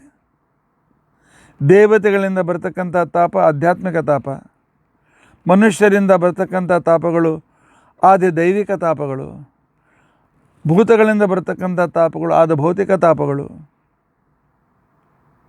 ಇವುಗಳು ಪ್ರತಿಯೊಬ್ಬರಿಗೂ ಇರುತ್ತವೆ. ಕೆಲವು ಅದನ್ನು ಬಹಳ ದುಃಖಕರವಾಗಿ ಸೀರಿಯಸ್ ಆಗಿ ತೆಗೆದುಕೊಳ್ತಾರೆ, ದುಃಖದಾಯಕ ಅಂತ ತಿಳ್ಕೊಂಡಂತೇಳಿ ತಿಳಿದುಕೊಳ್ತಾರೆ. ಆ ನಂತರ 24 ತಾಸು ಅಯ್ಯೋ ಅಯ್ಯೋ ಅಯ್ಯೋ ಅಂತ ತಿಳ್ಕೊತಿರ್ತಾರೆ. ಆದರೆ ತ್ರಯಪ್ರಾಕ್ತನಾಭ್ಯಾಸ ಬಲೇನ ಭೂಯ, ಇದು ಪರಮಾತ್ಮನೇ ಕೊಟ್ಟಿರ್ತಕ್ಕಂಥದ್ದು. ಪರಮಾತ್ಮ ಕೊಟ್ಟದ್ದನ್ನು ಸ್ವೀಕರಿಸಬೇಕು. ನಾನು ನೋಡಿದೆ, ಅವನೋ ಒಬ್ಬನಿಗೆ 2ನೇ ಮಗು ಗಂಡು ಬೇಕಾಗಿತ್ತು, ಹುಟ್ಟಲಿಲ್ಲ, ಹೋಗಿ ಆತ್ಮಹತ್ಯೆ ಮಾಡಿಕೊಂಡ. ನನ್ನ ಮನಸ್ಸಿನಂತೆ ಆಗಲಿಲ್ಲ ಅಂಥೇಳಿ. ಇಂಥವ್ರಿಗೆ ಏನು ಹೇಳಬೇಕು? ಪರಮಾತ್ಮ ಕೊಟ್ಟ ಸಂತಾನ ಅವನ ಪ್ರಸಾದ, ಹೆಣ್ಣು ಗಂಡು, ಅವನ ಅನುಗ್ರಹ. ಕೊಟ್ಟ ಸಂತೋಷ, ಕೊಡದೇ ಇದ್ದರೆ ನಮ್ಮನ್ನು ತಪಸ್ಸಿಗೆ ಹಚ್ಚಿದ್ದಾನೆ, ನಮ್ಮ ಕಡೆಯಿಂದ ತಪಸ್ಸನ್ನು ಮಾಡಿಸ್ತಾ ಇದ್ದಾನೆ ಅಂತ ತಿಳ್ಕೊಂಡಂತೇಳಿ ತಿಳಿದುಕೊಳ್ಬೇಕು. ಆದ್ದರಿಂದಾಗಿ ಅವರೇನು ಮಾಡ್ತಾರೆ ಅಂತ ತಿಳ್ಕೊಂಡ್ರೆ ಶ್ರವಣ ಮನನಾದಿಗಳನ್ನು ಮಾಡಿ, ಭಾಗವತಾದಿಗಳನ್ನು ಅಧ್ಯಯನ ಮಾಡಿ, ಮನನ ಮಾಡಿ, ಅದನ್ನು ತಿಳಿದುಕೊಳ್ಳಲು ಪ್ರಯತ್ನ ಮಾಡಿ, ಕೊಡದೇ ಇದ್ದದ್ದು ಸ್ವಲ್ಪ, ಕೊಟ್ಟದ್ದು ಬಹಳ. ಅನ್ನೋ ಆ ಪರಮಾತ್ಮನ ಉಪಕಾರವನ್ನು ಸ್ಮರಿಸಿ ಆ ಕಾಲದಲ್ಲಿ ಆಗ ಅವರು ಯುಂಜಂತಿ ಯೋಗಂ ನನು ಕರ್ಮತಂತ್ರಂ ನತು ಕರ್ಮತಂತ್ರಂ, ಕರ್ಮಫಲವನ್ನು ಬಯಸದೆ ಪರಮಾತ್ಮನಲ್ಲಿ ಮನಸ್ಸನ್ನು ಏಕಾಗ್ರಗೊಳಿಸ್ತಾರೆ. ಉದ್ಧವ, ನಾನು ಕೊಡುವುದೆಲ್ಲವೂ ನನ್ನ ಪ್ರಸಾದ ಅಂತ ತಿಳ್ಕೊಂಡು ಅಂತೇಳಿ ತಿಳಿದುಕೊಳ್ಳುವವರು ನನ್ನ ಭಕ್ತರು. ತನ್ನ ಮನಸ್ಸಿನ ವಿರುದ್ಧವಾದರೆ, ತನಗೆ ಸ್ವಲ್ಪ ದುಃಖಕರವಾದರೆ, ತನಗೆ ಸ್ವಲ್ಪ ಪೀಡಾಕರವಾದರೆ ನನ್ನನ್ನು ಎಲ್ಲರನ್ನೂ ಬೈತಕ್ಕಂಥವರು ದುಃಖಿಗಳು. ಅದಕ್ಕೋಸ್ಕರ ನಾನು ಉದಾಹರಣೆ ಕೊಡ್ತಿರ್ತೇನೆ. ನನ್ನ ಹೆಂಡತಿ ಇವತ್ತು ಚಟ್ನಿ ಮಾಡಲಿಕ್ಕೆ ಮರೆತಳು ಅಥವಾ ಟೈಮ್ ಸಿಗಲಿಲ್ಲ. ಚಟ್ನಿ ಮಾಡಿಲ್ಲ, ಊಟವೇ ಬೇಡ ಅಂತ ಬಿಸಾಕಿ ಹೋದರೆ ಮಾಡಿದ ಅನ್ನ ಹೋಯಿತು, ಮಾಡಿದ ಸಾರಿನ ರುಚಿ ಹೋಯಿತು, ತರಕಾರಿ ರುಚಿ ಹೋಯಿತು, ಮಜ್ಜಿಗೆ ಅನ್ನದ ರುಚಿ ಹೋಯಿತು, ಎಲ್ಲ ಹೋಯಿತು ಅಲ್ಲ. ಒಂದಕ್ಕೋಸ್ಕರ ಎಲ್ಲ ಕಳ್ಕೊಳ್ಬೇಕ? ಇದ್ದದನ್ನು ಸುಖವಾಗಿ ಯಾಕೆ ಸ್ವೀಕಾರ ಮಾಡಬಾರ್ದು? ಪರಮಾತ್ಮ ಹೇಳ್ತಾನೆ, ಜ್ಞಾನಿಗಳು ಆ ರೀತಿಯಾಗಿ ಮಾಡ್ತಾರೆ. ಬಂದದ್ದೆಲ್ಲ ಬರಲಿ ಗೋವಿಂದನ ದಯವೊಂದಿರಲಿ ಅನ್ನೋ ಆ ಎದೆಗಾರಿಕೆ ಎಷ್ಟು ಅನುಭವದಿಂದ ಹೇಳಿರಬೇಕಲ್ಲ, ಅವರು ಎಷ್ಟು ಅನುಭವಿಸಿ ಹೇಳಿರಬೇಕಲ್ಲ. ಅದಕ್ಕೆ ನಾವು ಅವರನ್ನು ಅನುಭಾವಿಕರು ಅಂತ ಕರಿತೇವಲ್ಲ.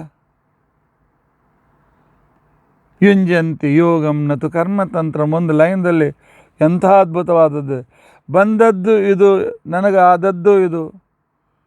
ಇದು ಪರಮಾತ್ಮ ತನ್ನ ಹತ್ತಿರ ಕರೆಸಿಕೊಳ್ಳೋಕ್ಕೋಸ್ಕರ ಆಗಿರ್ತಕ್ಕಂಥ ಘಟನೆ ಇದು. ನನಗಿವತ್ತು ಮಾನ ಮರ್ಯಾದೆ ಸಿಕ್ತು, ಶಾಲು ಹೊದಿಸಿ ಅನೇಕ ರೀತಿಯಾಗಿರ್ತಕ್ಕಂಥ ಪದವಿಗಳನ್ನು ಕೊಟ್ಟರು, ಅದು ಕೂಡ ಪರಮಾತ್ಮನೇ ಕೊಟ್ಟದ್ದು. ಇವತ್ತು ತಮ್ಮ ಕಾರ್ಯಕ್ರಮಕ್ಕೆ ಅವರು ಕರೀಲೇನೇ ಇಲ್ಲ, ನನ್ನನ್ನು ಇಗ್ನೋರ್ ಮಾಡಿಬಿಟ್ರು, ಇದು ಕೂಡ ಪರಮಾತ್ಮನೇ ಕೊಟ್ಟದ್ದು. ಯಾಕೆ? ಮರ್ಯಾದೆ ಸಿಗ್ತದೆ ಅಂಥೇಳಿ ಅಹಂಕಾರ ಪಡಬೇಡ. ನೋಡಿ, ನಿನ್ನ ಅಹಂಕಾರ ಕಡಿಯೋದಕ್ಕೋಸ್ಕರ ನಾನು ನಿನಗೆ ಬಂದ ಮರ್ಯಾದೆ ಕಸಿದುಕೊಂಡಿದ್ದೇನೆ ಅಂತ ತಿಳ್ಕೊಂಡು ಅಂತೇಳಿ ಪರಮಾತ್ಮ ಯಾರು ಪುರಸ್ಕರಿಸ್ತಾರೆ ಅವರೇ ತಿರಸ್ಕರಿಸಿದಾಗಲೂ ಅದೇ ರೀತಿಯಾಗಿ ಆ ವ್ಯಕ್ತಿ ನನ್ನ ತಿರಸ್ಕರಿಸಿದ್ದಾನೆ, ಇವತ್ತಿಂದ ಅವನ ಮುಖನೇ ನೋಡೋದು ಬೇಡ, ಜ್ಞಾನಿಗಳು ಅನ್ನೋದಿಲ್ಲ. ಯುಂಜಂತಿ ಯೋಗಂ ನತು ಕರ್ಮತಂತ್ರಂ.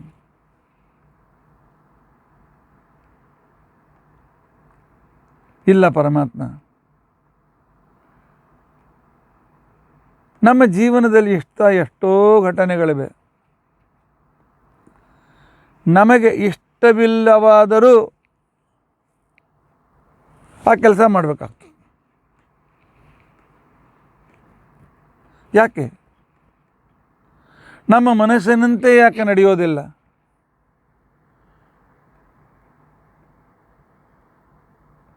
ನನಗೆ ಮದುವೆ ಬೇಡ ಆಗಿತ್ತು, ಮಾಡಿಸಿ ಕೂಡಿಸಿದ್ರು ಬಂಧುಗಳು. ನನಗೆ ಈ ಹುಡುಗಿ ಬೇಡ ಆಗಿತ್ತು, ಆ ಹುಡುಗಿ ಬೇಕಾಗಿತ್ತು, ಇಲ್ಲ ಇವಳ ಜೊತೆಗೇನೆ ಮದುವೆ ಆಯಿತು.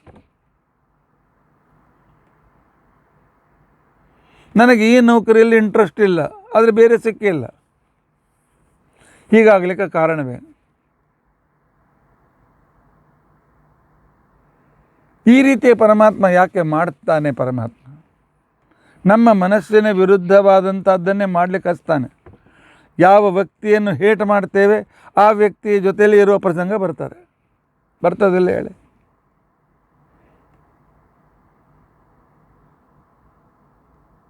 ಅದಕ್ಕೋಸ್ಕರ ಪರಮಾತ್ಮ ಹೇಳ್ತಾನೆ, ಕರೋತಿ ಕರ್ಮ ಕ್ರಿಯತೆ ಚ ಜಂತು ಕೇನಾಪ್ಯಸೋಚ್ಛೋದಿತ ಆನಿಪಾತಾತ್.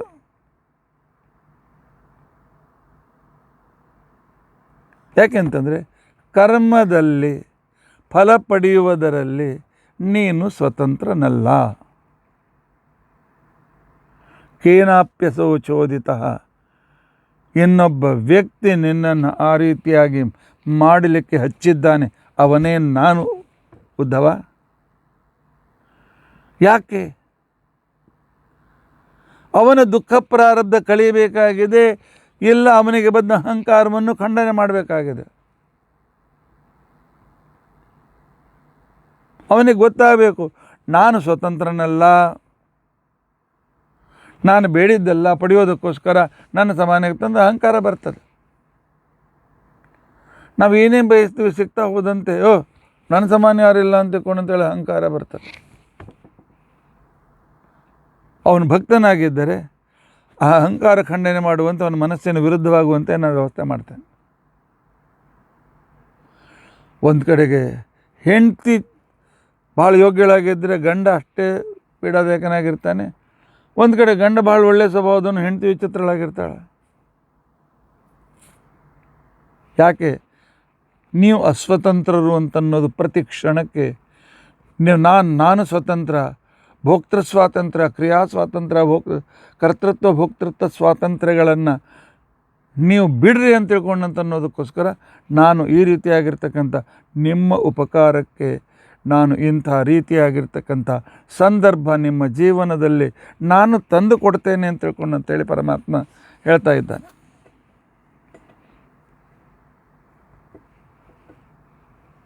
ಹುಟ್ಟಿದಾಗಿನಿಂದಲ್ಲ ಸಾಯುವವರೆಗೂ ಕರ್ಮ ಮಾಡಲೇಬೇಕಲ್ಲ. ಆದರೆ ಎಲ್ಲ ಕರ್ಮ ಅನಿವಾರ್ಯವಾಗಿ ಮನಸ್ಸಿನಿಂದ ನಾವು ಮಾಡೋದಿಲ್ಲ. ಯಾಕೆ? ನಾವು ಅಸ್ವತಂತ್ರರು. ಮಾಡಲಿಕ್ಕೆ ಹಸ್ತಾನೆ ಪರಮಾತ್ಮ. ಇದನ್ನು ಜ್ಞಾನಿ ಏನು ಮಾಡ್ತಾನೆ? ಇದನ್ನೇ ಪಾಸಿಟಿವ್ ಆಗಿ ತೆಗೆದುಕೊಳ್ತಾನೆ. ನಾನೊಂದು ಕಥೆ ಹೇಳಿದೆ, ಒಂದು 2-3 ಸಲ ಹೇಳಿರ್ಬೋದು, ನಾನು ಮತ್ತೆ ನೆನಪು ಮಾಡಿಕೊಡ್ತೇನೆ. ಒಬ್ಬ ಋಷಿಗಳು ವೇದವ್ಯಾಸ ದೇವರನ್ನು ಭೇಟಿಯಾಗಬೇಕು ಅಂತ ತಿಳ್ಕೊಂಡಂತ ಹೇಳಿ ಬದ್ರಿಕಾಶ್ರಮಕ್ಕೆ ಬಂದರು.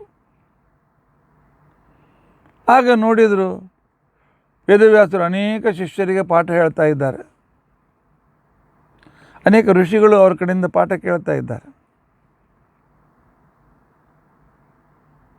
ಪಾಠಕ್ಕೆ ವಿಘ್ನಬಾರದು ಅಂತ ಹೋಗಿ ಸಮೀಪದ ಒಂದು ಗುಡಿ ಅಲ್ಲಿ ಹೋಗಿ ಕೂತ್ಕೊಂಡ್ರು.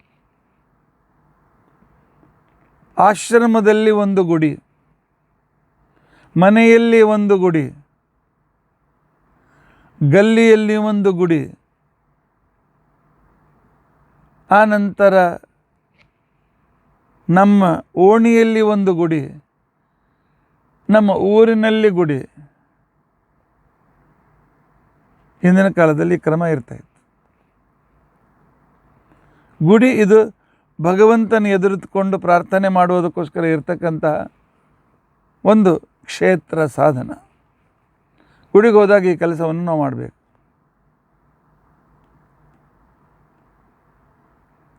ಅಲ್ಲಿ ಕೂತ್ಕೊಂಡು ಧ್ಯಾನ ಮಾಡ್ತಾಯಿದ್ರು. ಪಾಠ ಮುಗೀತು. ವಸಿಷ್ಠರು ಬಂದು ದೇವರಿಗೆ ಡಾಕ್ಟರ್ ನಮಸ್ಕಾರ ಮಾಡಿದರು. ತನ್ನ ವಂಶದಲ್ಲೇ ಹುಟ್ಟಿದ ವೇದವ್ಯಾಸರ ಕಡೆಯಿಂದ ತಾವೇ ಪಾಠ ಓದ್ತಾಯಿದ್ರು ವಸಿಷ್ಠ ಋಷಿಗಳು. ಬಂದು ಭಗವಂತನಿಗೆ ಹೇಳಿದ್ರು, ಪರಮಾತ್ಮ ಭಾಳ ಉಪಕಾರ ಮಾಡಿದ್ದಿ, ಅರುಂಧತಿಯಂತಹ ಅದ್ಭುತವಾದಂತಹ ಸಹಧರ್ಮಿಣಿಯನ್ನು ಕೊಟ್ಟಿದ್ದಿ, ಎಂಥ ಉಪಕಾರ ಮಾಡಿದ್ದಿ ಪರಮಾತ್ಮ. ಈ ಋಷಿಗಳೊಂದು ಹೌದು, ಜಗತ್ತಿನಲ್ಲಿ ಈ ಆದರ್ಶ ದಂಪತಿಗಳು, ದೃಷ್ಟಿಯಾಗುವಂಥ ದಂಪತಿಗಳು ಅಂಥೇಳಿ ಹೀಗೆ ಕೆಲವರು ಬಂದು ಬಿಡ್ಕೊಂಡ್ರು. ಆಗ ಉದ್ದಾಲಕ ಋಷಿಗಳು ಬಂದರು. ಉದ್ದಾಲಕ ಅಂತಂದ್ರು ಕೂಡ ಒಂದೇ, ಆರುಣಿ ಅಂತಂದ್ರು ಒಂದೇ. ಆಗ ಅವರು ಬಂದು ದೇವರಿಗೆ ಹೇಳಿದರು, ಪರಮಾತ್ಮ ಚಂಡಿ ಅಂತ ಹೆಂಡತಿಯನ್ನು ಕೊಟ್ಟಿದ್ದಿ, ಭಾಳ ಉಪಕಾರ ಮಾಡಿದ್ದಿ ಅಂತೇಳಿ. ಜೈಮಿನಿ ಮಹಾಭಾರತದಲ್ಲಿ ಕಥೆ ಬರ್ತದೆ. ಉದ್ದಾಲಕರಿಗೆ ಚಂಡಿ ಅಂತನೂ ಹೆಂಡತಿ ಇದ್ಲಂತೆ. ಏನು ಹೇಳ್ತೀರ ಉಲ್ಟಾ ಮಾಡ್ತಿದ್ಲಂತೆ. ಅಡುಗೆ ಮಾಡಂಗಿಲ್ಲ, ಇವತ್ತು ಅಡುಗೆ ಮಾಡಬೇಡ, ಮಾಡ್ತೇನೆ, ನಾನು ಉಪವಾಸ ಮಾಡ್ತೇನೆ, ಇಲ್ಲ ಮಾಡ್ಲಿಕ್ಕೆ ಬಿಡೋದಿಲ್ಲ, ತಿನ್ನಿಸ್ತೀನಿ ನಿಮಗೆ, ಇಲ್ಲ ಇವತ್ತು ಪಂಚೋಪಕವಾನ ಬೇಕು, ಇಲ್ಲ ಮಾಡೋಂಗಿಲ್ಲ. ಇಂಥ ಹೆಂಡತಿ ಸಿಕ್ಕರೆ ಏನು ಮಾಡಬೇಕು ಹೇಳು. ಇದರಿಂದ ಬಹಳ ಒಂದು ಸಲ ತಂದೆ ಶ್ರಾದ್ದ ಬಂತು.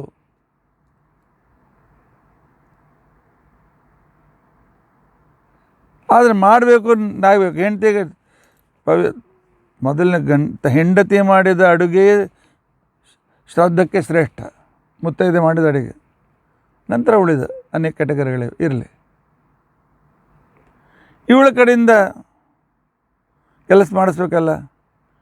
ಅದಕ್ಕೆ ಅವ್ರು ಹೇಳಿದ್ರು, ನಾಳೆ ನಮ್ಮ ಅಪ್ಪನ ಶ್ರಾದ್ದ ಇದೆ, ನಾನು ಮಾಡೋಂಗಿಲ್ಲ, ಚಂಡಿ ನಾನು ಮಾಡಿಸೇ ತೀರ್ತೀನಿ, ಮಾಡಲಿಕ್ಕೆ ಬೇಕು, ನೀವು ಹೆಂಗೆ ಮನೇಲಿ ನೋಡ್ತೀನಿ, ಶ್ರಾದ್ದ ಮಾಡ್ತೀನಿ, ಬ್ರಾಹ್ಮಣರ ಊಟಕ್ಕೆ ಹಾಕೋಂಗಿಲ್ಲ, ಹಾಕಲೇಬೇಕು. ಇಲ್ಲ ಅವರಿಗೆ ನಾನು ಬರೀ ಅಕ್ಕಿ ಬೇಳೆ ಕೊಟ್ಟು ಕಳಿಸ್ತೇನೆ, ಅಡುಗೆ ಪಂಚಪಕ್ವಾನಗಳನ್ನು ನಾನು ನೀನು ಮಾಡು ಅಂತ ಹೇಳೋಂಗಿಲ್ಲ, ನಾನು ಮಾಡೋಳು. ಒಟ್ಟು ತಮಗೇನು ಬೇಕು ಉಲ್ಟಾ ಹೇಳ್ತಾ ಹೋದರು. ಎಲ್ಲ ಆಯಿತು.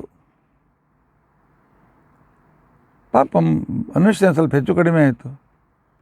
ಈ ಪಿಂಡಗಳನ್ನು ಒಯ್ದು ಆಕಳ ಮುಂದೆ ಇಡು ಅಥವಾ ನೀರಿನಲ್ಲಿ ವಿಸರ್ಜನೆ ಮಾಡು ಅಂತೇಳಿ ಹೆಂಡತಿಗೆ ಹೇಳಿದರು.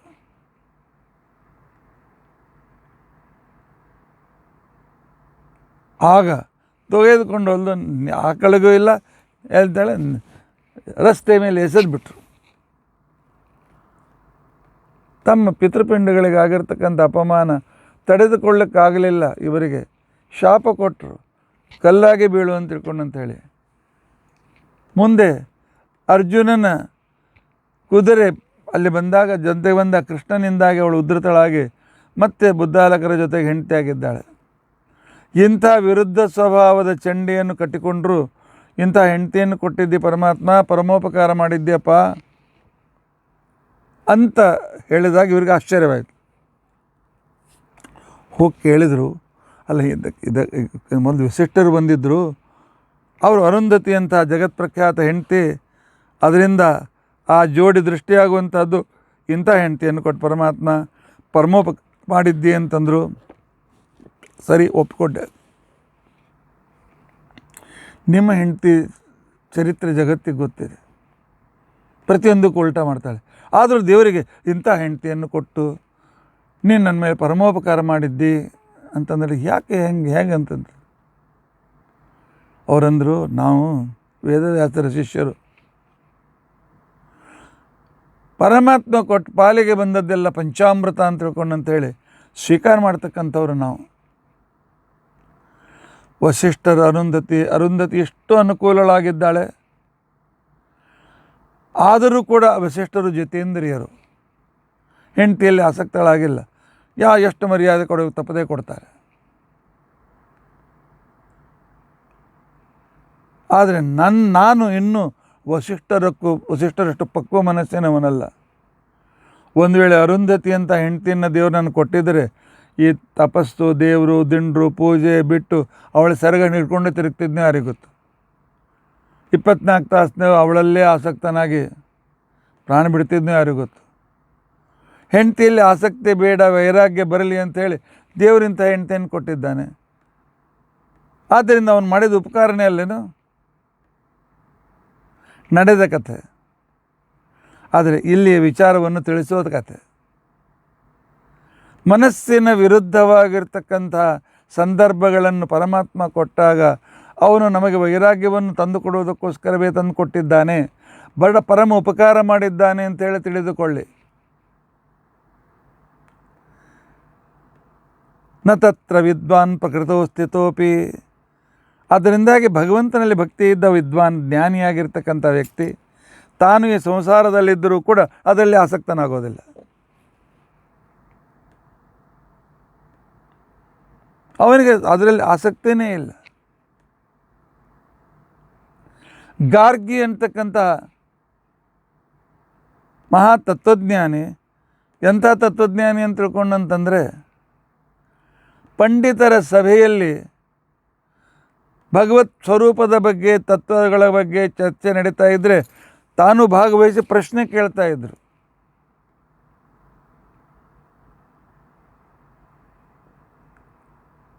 ಅಂಥ ಅವಳು ವಿದುಷಿ, ಅವಳಿಗೆ ತತ್ವಜ್ಞಾನ ಬಿಟ್ಟು ಬೇರೆ ಬೇಕಾಗಿದ್ದಿಲ್ಲ. ಅದಕ್ಕೋಸ್ಕರ ಅವಳು ನಿಮ್ಮ ಜೊತೆಯಲ್ಲಿದ್ದರೆ ಅನೇಕ ಪ್ರಶ್ನೆಗಳಿಗೆ ಉತ್ತರ ಸಿಗ್ತದೆ, ಅದಕ್ಕೋಸ್ಕರ ನಿಮ್ಮನ್ನು ಮದುವೆ ಆಗ್ತೇನೆ, ಆದರೆ ನಾನು 24 ತಾಸು ಭಗವತ್ ಚಿಂತನೆಯಲ್ಲಿ ಇರ್ತೇನೆ ಅಂತಕೊಂಡು ಆಗಲಿ ಅಂತಕೊಂಡು ಅಂತ ಹೇಳಿದ್ರು. ಮಡಿಗೆ ಅಡಿಗೆ ಕೆಲಸ ಮಾಡಿ ಮತ್ತೊಂದು ಏನೂ ಕೊಡಲಿಲ್ಲ. ತತ್ವಜ್ಞಾನದ ವಿಚಾರದಲ್ಲಿ ಅವರು ಸಹಕಾರಿಯಾಗಿ ಜೊತೆಯಲ್ಲಿ ಇಟ್ಕೊಂಡ್ರು. ಅವರ ಚರ್ಚೆ ಬೃಹದಾರಣ್ಯಕ ಉಪನಿಷತ್ತಲ್ಲಿ, ಛಾಂದೋಪನಿಷತ್ನಲ್ಲಿ ಬಹಳ ಸುಂದರವಾಗಿ ಬಂದಿದೆ. ಅದಕ್ಕೋಸ್ಕರ ಹೇಳ್ತಾರೆ, ತಸ್ಯ ಪ್ರಶಾಸನೆ ಗಾರ್ಗಿ ಇದಂ ಜಗತ್ ಓತಶ್ಚ ಪ್ರೋತಶ್ಚ. ನೋಡು, ಆ ಪರಮಾತ್ಮನ ಅಧೀನದಲ್ಲಿ ಈ ಸಂಪೂರ್ಣವಾದ ಜಗತ್ತು ಇದೆ. ಅವನು ಜಗತ್ತಿನಲ್ಲಿ ಕಣಕಣದಲ್ಲಿ ವ್ಯಾಪ್ತನಾಗಿದ್ದಾನೆ. ಉಪದೇಶ ಕೊಟ್ಟು ಆ ನಂತರ ಮತ್ತೆ ಪುನಃ ಆ ಪರಮ ತಾರತಮ್ಯದ ಬಗ್ಗೆ ಕೇಳ್ತಾ ಇರುವಾಗ ಸಂದರ್ಭದಲ್ಲಿ ಇವರಿಗಿಂತ ಇವರು ಶ್ರೇಷ್ಠ, ಇವರಿಗಿಂತ ಇವರು ಶ್ರೇಷ್ಠ, ಇವರಿಗಿಂತ ಇವರು ಶ್ರೇಷ್ಠ, ಕೊನೆಗೆ ಸರ್ವರ್ಗಿಂತೂ ಪರಮಾತ್ಮ ಶ್ರೇಷ್ಠ ಅಂತ ತಿಳ್ಕೊಂಡು ಅಂತೇಳಿ ಕೇಳಿದಾಗ ಪರಮಾತ್ಮನಿಗಿಂತ ಶ್ರೇಷ್ಠ ಗಾರ್ಗೆ ನಿಲ್ಲು, ಈ ಪ್ರಶ್ನೆ ಕೇಳಬೇಡ. ಪರಮಾತ್ಮ ಸರ್ವೋತ್ತಮ ಅಂತ ತಿಳ್ಕೊಂಡಂತನೂ ಇಲ್ಲಿವರೆಗೂ ಕಲ್ತಿದ್ದಿ. ಪರಮಾತ್ಮನಕ್ಕಿಂತಲೂ ಸರ್ವೋತ್ತಮರು. ಇಲ್ಲಿಗೆ ಲಾಜಿಕ್ ನಿಂತು ಹೋಗ್ತದೆ. ಮಾ ಪ್ರಾಕ್ಷಿಹಿ, ಇದಕ್ಕಿಂತ ಮುಂದೆ ಪ್ರಶ್ನೆಗಳನ್ನು ಕೇಳಬೇಡ ಅಂತ ತಿಳ್ಕೊಂಡು ಅಂತ ಹೇಳ್ತಾರೆ.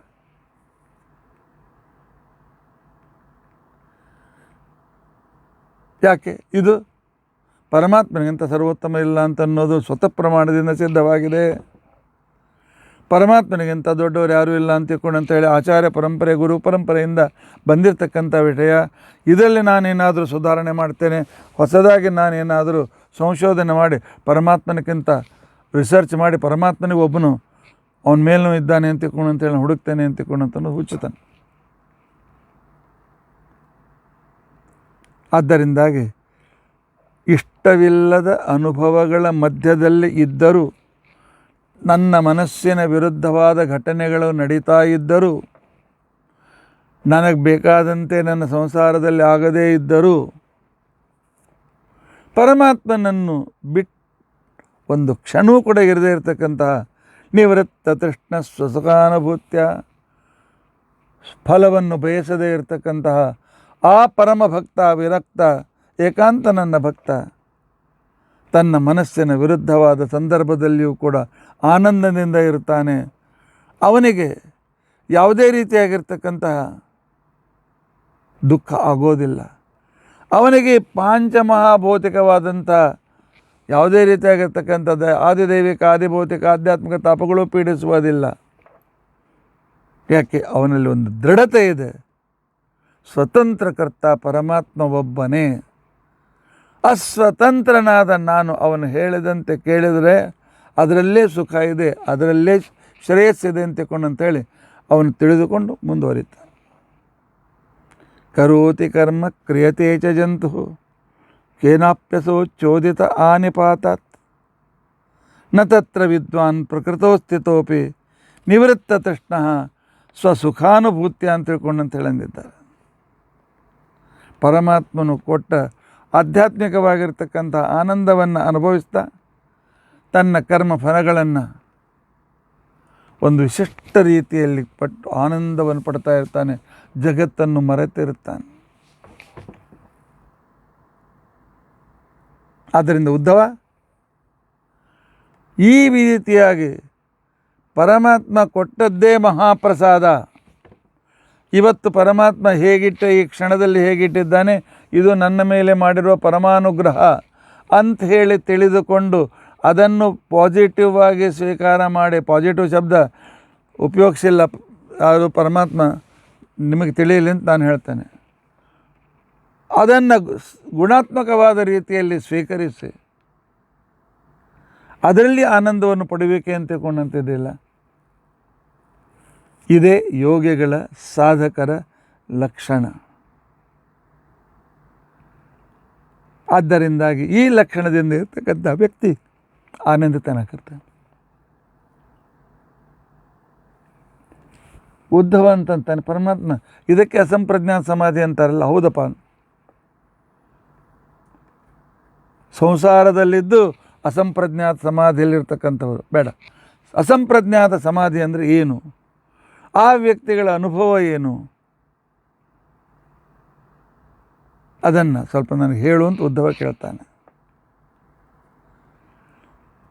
ಇದೇ ಮಾತನ್ನು ಕೂಡ ಭಗವದ್ಗೀತೆಯಲ್ಲಿ ಅರ್ಜುನ ಕೇಳ್ತಾನೆ, ಸ್ಥಿತಪ್ರಜ್ಞಸ್ಯ ಕಾ ಭಾಷಾ ಸಮಾಧಿಸ್ತಸ್ಯ ಕೇಶವ. ಸ್ಥಿತಪ್ರಜ್ಞನ ರೀತಿ ನೀತಿಗಳೇನು? ಇಲ್ಲಿಯೂ ಕೂಡ ಉದ್ಧವ ಕೇಳಿದ್ದು ಅದೇ ಮಾತ. ಅಸಂಪ್ರಜ್ಞಾತ ಸಮಾಧಿಯಲ್ಲಿರ್ತಕ್ಕಂಥ ವ್ಯಕ್ತಿಯ ರೀತಿ ನೀತಿಗಳೇನು? ಅಸಂಪ್ರಜ್ಞಾತ ಸಮಾಧಿಯಲ್ಲಿದ್ದವನಿಗೆ ಹೊರಗಿನ ಇರೋದಿಲ್ಲ. ಆದರೆ ಸ್ಥಿತಪ್ರಜ್ಞ ಸಂಸಾರದಲ್ಲಿದ್ದರೂ ಕೂಡ ಅಸಂಪ್ರಜ್ಞಾತ ಸಮಾಧಿಯಲ್ಲಿದ್ದಂತೆ ಇರ್ತಾನೆ, ತತ್ಸಮವಾಗೇ ಇರ್ತಾನೆ.